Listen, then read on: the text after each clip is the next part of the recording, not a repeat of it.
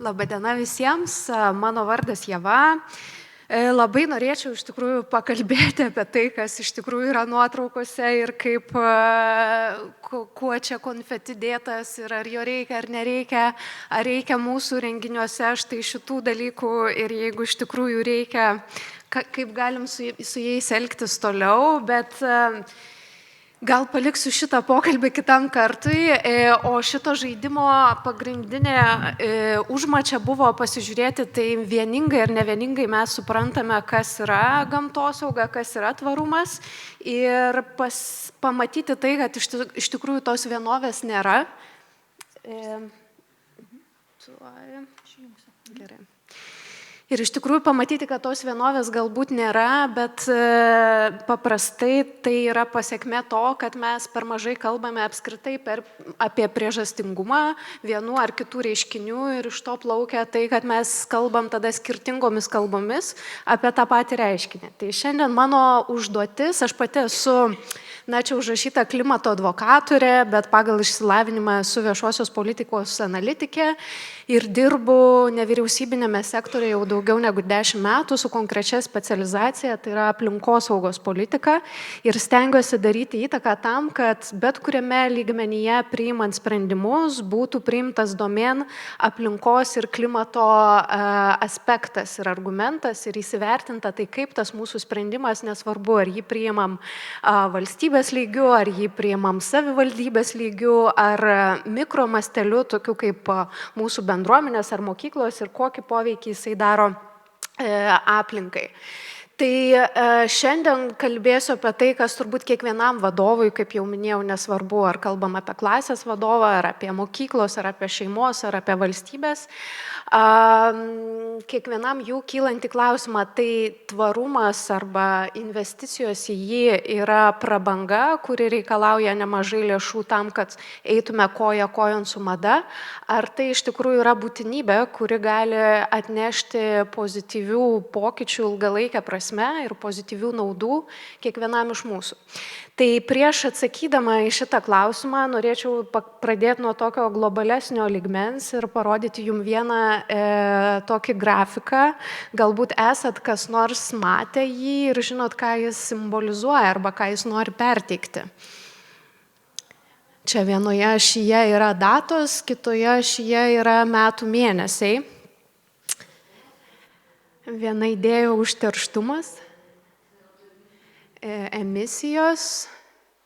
O jeigu tą patį grafiką parodyčiau va tokiu pavidalu, čia taip pat yra visi metų mėnesiai ir yra tam tikri lygiai baterijos atvaizduoti. Gal padėtų labiau? Nėra idėjų. Tai atskleisiu su antrašte tą patį grafiką, tai yra vadinamosios Žemės perviršio dienos atvaizdavimas ir šitas skaičiavimas yra išvestas tam, kad parodyti, kaip intensyviai mūsų žmonija vartoja išteklius. Išteklius, kuriuos per metus mūsų planeta gali sugeneruoti iš naujo. Tai kai buvo sugalvota matuoti šitą datą, jinai sutapo su kalendorinių metų pabaiga. Tai vadinasi, per metus, per 12 mėnesių mes sunaudodavom tiek, kiek planeta gali atsistatyti. Derlingo dirvožemio prasme, medienos išteklių prasme ir daugybę kitų.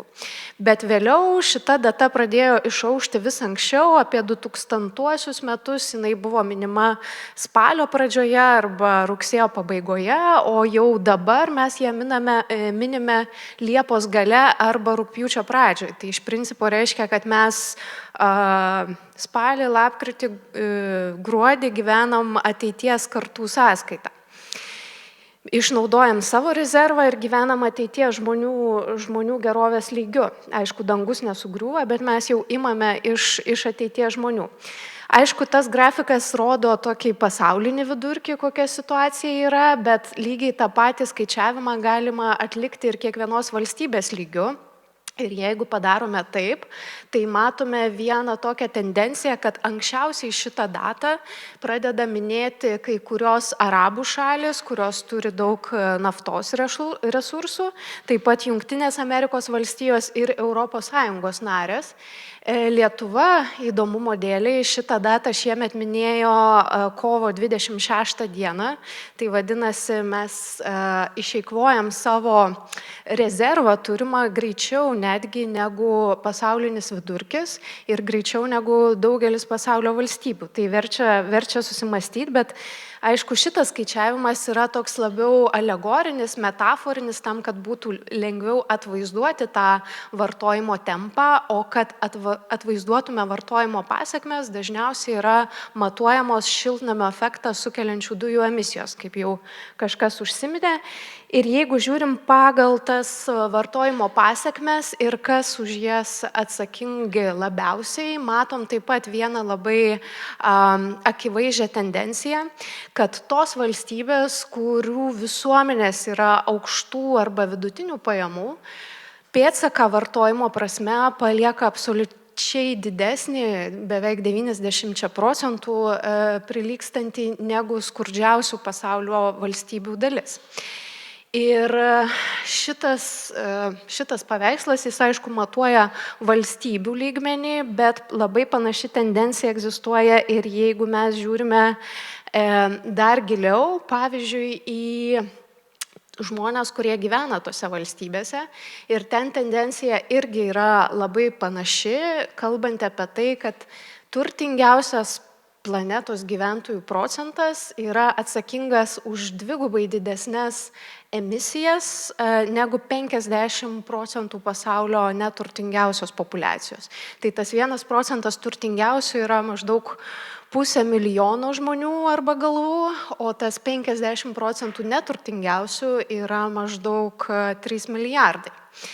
Tai ta atskirtis arba neteisingumas, jie iš tikrųjų yra labai ryškus. Čia statistika iš vakar paskelbto Oxfam tyrimo, tokia yra Britų organizacija nevyriausybinė, analizuojanti skurdo statistiką ir jie laikas nuo laiko pateikia esamos būklės ataskaitas ir šį kartą jie rodo, kad per vieną savaitę turtingiausi būtent Europos gyventojai išmeta tiek pat, kiek 1% skurdžiausių planetos gyventojų per visą savo gyvenimo laikotarpį.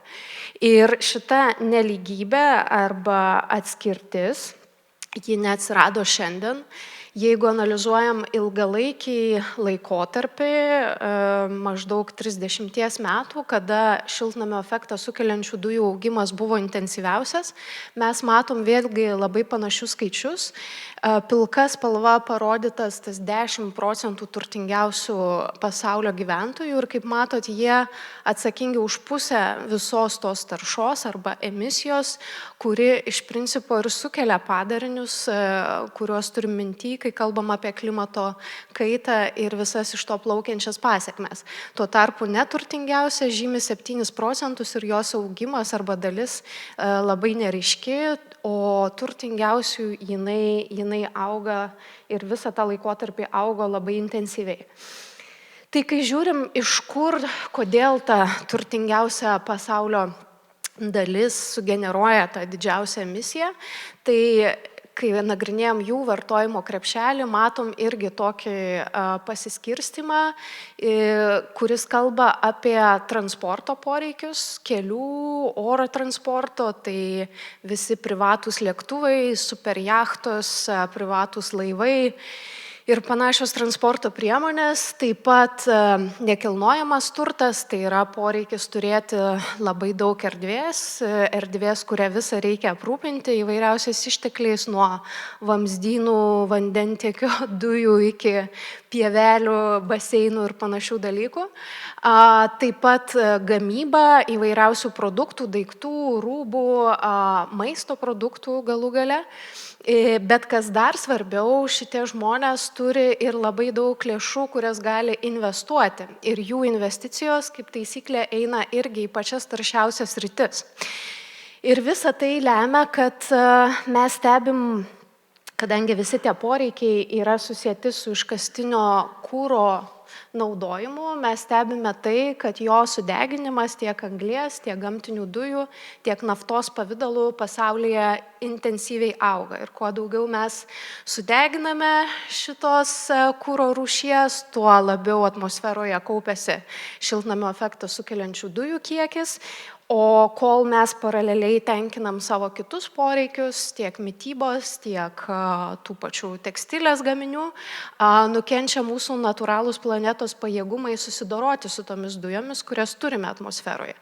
Ir jeigu mes labai dažnai kalbam apie miškus, rečiau užsimenam apie pelkes, apie daugiametės pievas, apie jūržoles ir fitoplanktoną, kuris yra vandenyne. Visa tai buvo planetos sukurta ir sugalvota tam, kad mūsų planeta galėtų absorbuoti arba sugerti tą šiltnamio efektą sukeliančias dujas ir užrakinti, išimti iš atmosferos ciklo ir neintensyvinti to šiltnamio efekto, palaikyti jį tokį, kuris būtų palankus gyvybei vystytis. Bet kas atsitiko su lig pramonės revoliucijos pradžia, mes ne tik pradėjom degindami iškastinį kurą dauginti tų dujų kiekį atmosferoje, bet dar ir pradėjome naikinti šitus natūralius planetos plaučius ir atotrūkis tarp šitų dviejų dalykų jis beprotiškai auga.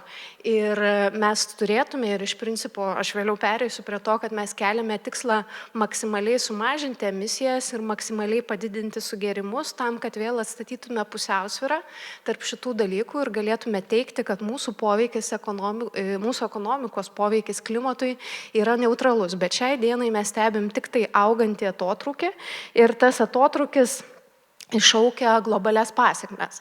Ir tos pasekmes, kaip jau minėjau, intensyvėjantis šiltnamio efektas ir iš to plaukianti, kylanti vidutinė pasaulio temperatūra.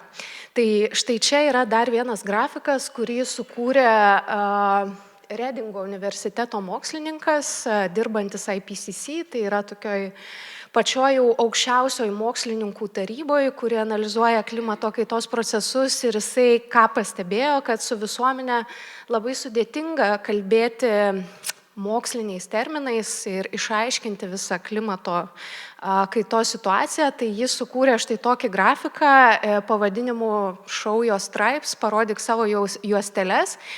Ir jis taip pat rodo ilgalaikį laikotarpį ir kiekviena juostelė žymi atskirus ir konkrečius metus. Ir kuo ta juostelė yra raudonesnė, tuo vadinasi vidutinė metinė temperatūra tais metais buvo aukštesnė lyginant su praėjusių kelių dešimtmečių vidurkiu.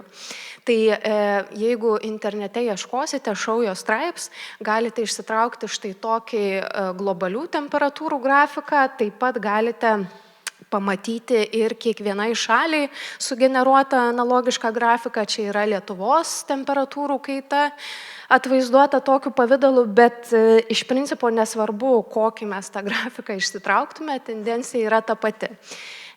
Kiekvieni metai po 2000-ųjų praktiškai tampa rekordiniai temperatūros prasme. Ir matuojame, kad nuo pramonės revoliucijos pradžios vidutinė temperatūra jau yra pakilusi per 1,2 laipsnio Celsijaus. Tai gali atrodyti mažai, bet aš kai su vaikais dažniausiai šitomis temomis kalbu, tai kviečiu įsivertinti, kokia yra sveiko žmogaus kūno temperatūra, 36,6 ir pridėti tą 1,2. Ir prisiminti, kaip mūsų kūnas jaučiasi, kai yra 37,8 padalos temperatūros. Tai panašiai ir Žemės planetai. Atrodo pokytis nedidelis, bet jos iššaukia labai daug įvairių ekstremalių reiškinių. Staigios ir stiprios liūtys, sausros, karščio bangos, šalčio bangos. Visi šitie reiškiniai verčia mus kaip žmonės galvoti, kaip prisitaikyti, kaip pritaikyti savo miestus, kaip apsaugoti savo infrastruktūrą.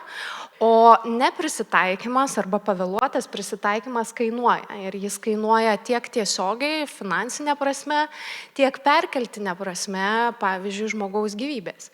Ir kad tai neatrodytų taip labai tolima, galima paimti visiškai neseniai šių metų rugsėjį praūžusią audrą, kuriai suteiktas Boriso vardas. Ji truko tik tai 5 dienas, bet visoje eilėje mūsų kaiminių, Lenkijoje, Čekijoje, Austrijoje ir kitur, sukėlė tokio lygio potvinius, kurių šitos šalis arba jau seniai nebuvo matę, ar apskritai nėra turėję. Ir vien tik 5 šitų dienų reiškinys nusinešė 24 žmonių gyvybės, o nuostoliai turtui viršijo 2, siekia 3, dar yra tiesą sakant skaičiuojama, milijardus eurų. Tai jeigu Vilniaus miesto biudžetas nepilnai 2 ar ne, tai čia galima įsivaizduoti, kokio masto tik vienas reiškinys. Tai tokių poveikių pasaulyje yra daug daugiau ir tos mūsų lėšos, kurios realiai galėtų keliauti pridėtiniai vertai kurti, gynybai, stiprinti, švietimui tam pačiam, yra išleidžiamos tam, kad atitaisytume sukeltą žalą. Bet iš principo, jeigu mes kaip žmonės dar galim prognozuoti pokyčius, jiems ruošti, skaičiuoti ir panašiai, tai gyvoji gamta taip greitai prie pokyčių prisitaikyti nespėja. Ir mokslininkai sako, kad mes jau galime stebėti prasidėjusį 6. masinį rūšių nykimą, kuris reiškia, kad nyksta viskas. Ir augalų rūšys, ir žinduolių rūšys, ir paukščių. Čia ekrane pavyzdys apie vabzdžius. Jų masė kiekvienais metais planetoje sumažėjo po 2,5% ir yra skaičiuojama, kad jeigu tokia tendencija tęsis ir toliau, tai po 100 metų vabzdžių gali apskritai nebelikti, o mes puikiai suprantame, kad išnykus vienai rūšiai mitybos grandinės ir visos ekosistemos veikimo dėsniai suveikia taip, kad gali nukentėti kitos rūšys ir ilgainiui taip pat ir žmogus. Dar vienas iš tokių ikoninių to mūsų vartojimo ir jo pėdsako pavyzdžių yra dėl kylančios temperatūros tirpstantys ledynai. Tirpsta viskas, ir Arktės, ir Antarktės ledynai, taip pat kalnų ledynai. Ir tas tirpsnas lemia, kad mes stebime kylantį pasaulinį vandenyno lygį. Ir šitas procesas jau žymi ne šiaip nuostolius, jis žymi globalius procesus ir jis mums aiškiai sako, kad daugybė miestų, kurie yra pakrantėse arba salų valstybių, jau šiandien yra aišku, kad patirs užtvindymo pavojų. Ir ten vykdyti nuosekliai ekonominės veiklos, žemės ūkio veiklos ir panašiai nebebus įmanoma. Ką tai reiškia mums, tokiai valstybei kaip Lietuvai, kur mes turim labai daug neužgyvento ploto, ar ne, ta prasme, neurbanizuotų teritorijų, kur mes turim labai daug išteklių, pradedant gėlų vandeniu, baigiant vis dar derlingų dirvožemių ir taip toliau. Tai reiškia, kad mes būsime ateityje labai patrauklus kraštas klimato migrantams priimti. Ir jeigu šiandien kalbam apie ekonominius migrantus, apie karo pabėgėlius, tai ateityje mes turėsime kalbėti apie tai, kaip integruoti, kaip priimti klimato pabėgėlius. Žmonės, kurie ne dėl savo išsilavinimo spragų, ne dėl to, kad nori daugiau uždirbti ar panašiai, o elementariai dėl globalių pokyčių ieško naujų namų. Tai yra užduotis valstybės sistemoms atsakingoms už švietimą, socialinę rūpybą, sveikatos sektorių ir panašiai, bet lygiai taip pat tai yra ir skambutis kiekvienam iš mūsų. Ir būtent dėl tokių labai kompleksiškų pasiekmių ir liečiančių visus, pasaulio žiniasklaida jau keletą metų yra nebyliai susitarusi nebevartoti klimato kaitos sąvokos, o ją keisti klimato krizės terminu. Tam, kad parodyti, kokių skubių pokyčių reikia mūsų sistemai, tam, kad mes dar sugebėtume prie pokyčių prisitaikyti. Čia dar vienas įdomus įrankis, šiaip galbūt pedagoginiam kasdieniam darbe, kur nors panaudosite, carbonmap.com. Jame galima rasti įvairiausius žemėlapius, kurie parodo vienokią ar kitokią įtaką kiekvieno pasaulio krašto. Tai čia konkrečiai yra parodyta ilgalaikis valstybių indėlis į šiltnamio efektą sukeliančių dujų emisijas, būtent nuo pramonės revoliucijos pradžios. Ir kuo labiau užsipūtusi valstybė arba žemynas, tuo vadinasi daugiau ji tos įtakos yra pridėjusi. Tai kaip matom, labiausiai išsipūtę yra Šiaurės Amerika, Europa, jau dabar šiek tiek pradeda ir Kinija, pūstis Afrikos beveik apskritai nesimato. O kai tuo tarpu žiūrim į kitus žemėlapius, kurie rodo, tai kas labiausiai jaučia klimato kaitos padarinius arba kas yra mažiausiai prie jų prisitaikę, matom pažymėtas visai kitas valstybės, tą pačią Afriką, Indiją, Pietų Ameriką. Ir tai mums siunčia tokią labai aiškią žinutę, kurią moralinė arba jausminė prasme mes pavadintume turbūt neteisinga, kad už dabartinę būklę yra atsakingos vienos šalis arba vienos visuomenės, o skaudžiausiai ir greičiausiai pasiekmes jaučia visai kitos. Ir šita jausena akademinėje literatūroje yra vadinama klimato neteisingumo arba climate injustice. Ir valstybės galvoja įvairiausius mechanizmus, kaip su tuo dorotis, bet kol kas jų dėja efektyvių nesuranda. Tai čia tik tai toks, sakykime, valstybių lygmens neteisingumas, bet jį galima apčiuopti ir dar kitų pavydalų, kaip neteisingumą tarp kartų. Ir čia yra dar vienas grafikas, kurį norėčiau parodyti netgi online, jį išvystė NASA. Ir jisai leidžia irgi turbūt paprašiau kalbėti su savo auditorija apie visus šitos reiškinius. Ir čia galima įsivesti, pavyzdžiui, savo vardą ir gimimo metus. Jūs nematot? Atsiprašau. Tuoj pabandysim sutvarkyti, kad matytųsi.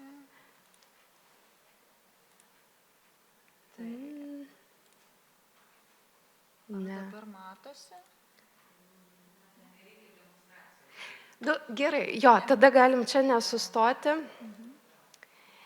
Galim nesustoti, bet tada paprastai tariant, šitas grafikas leidžia suvesti konkrečių žmonių, konkrečias gimimo datas ir parodyti tai, kaip klimato pokyčiai atlieps kiekvieno iš to žmogaus gyvenime.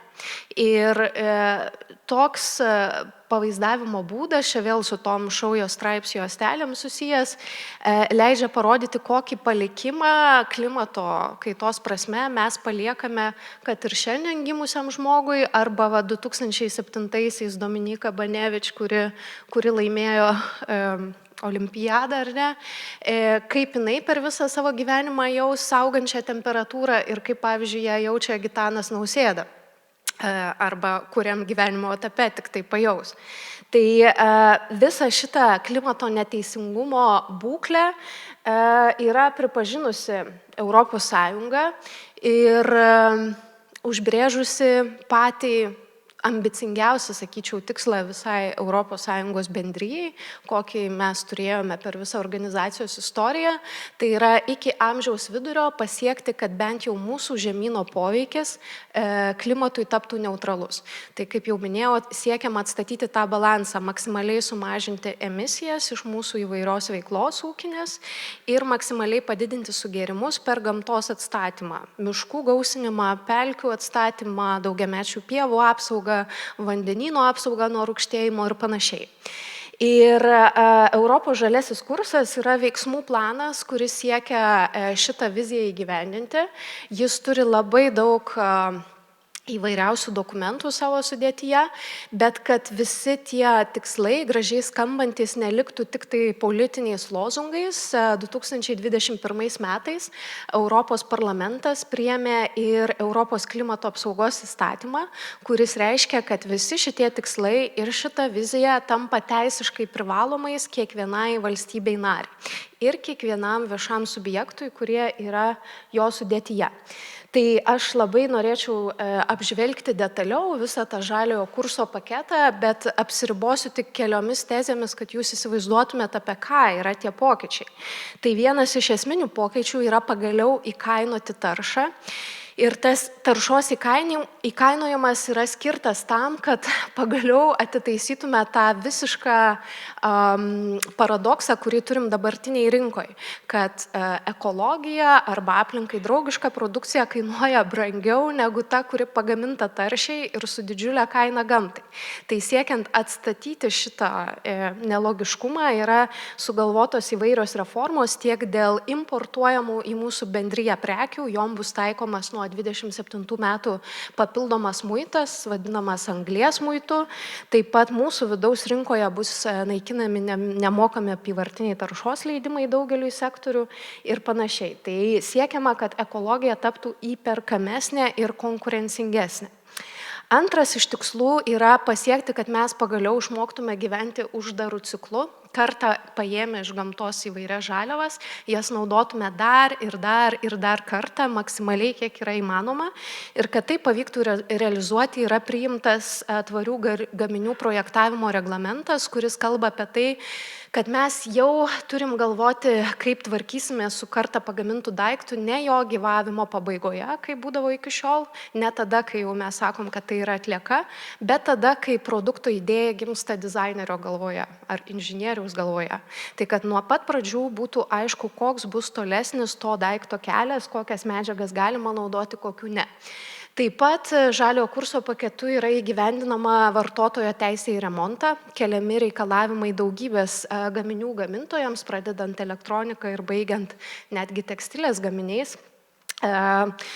Ir tie reikalavimai kalba, kad šitie gamintojai turi teikti rinkai atsarginę savo gaminių dalis, kad būtų galima elementariai sutaisyti gaminius, kad jie mums tarnautų ilgiau ir kad būtų vengiama to tyčinio sugedimo laikotarpio.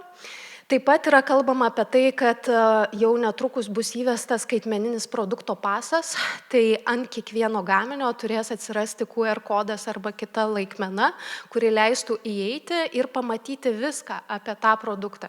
Iš kokių žaliavų pagaminta, per kiek rankų, tiekėjų, perdirbėjų, pardavėjų ir panašiai jis perėjo, koks yra jo remonto reitingas ir panašiai.